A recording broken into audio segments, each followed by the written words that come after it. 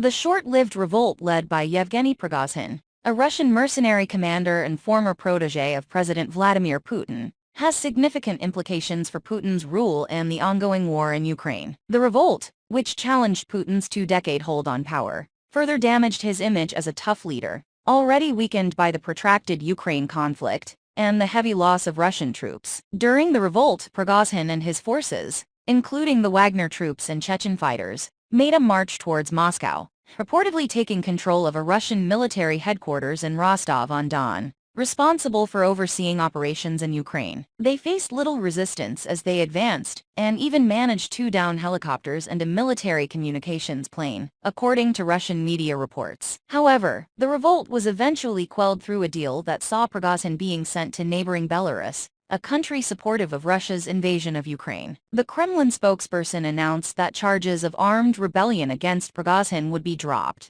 and his troops were ordered to return to their field camps. Additionally, the Russian government stated that it would not prosecute Wagner fighters who participated in the revolt, while those who did not join in would be offered contracts by the defense ministry. This amnesty granted to Prigozhin and the Wagner fighters stands in contrast to the severe fines and jail sentences imposed on thousands of individuals who have criticized the war, highlighting the inconsistency in Russia's response to dissent. While the immediate crisis was resolved, experts believe that the revolt has dealt a blow to Putin's unchallenged power and could have long-term repercussions. The revolt represents a significant humiliation for Putin's dictatorship, which is built on the idea of unchallenged authority. It is unlikely that the doubts and challenges to his leadership will easily be suppressed, suggesting that Putin may face long-term consequences as a result of the revolt. The fact that the challenge emerged from within Russia itself raises new questions about Putin's ability to maintain control and address the issues raised by the revolt. U.S. Secretary of State Antony Blinken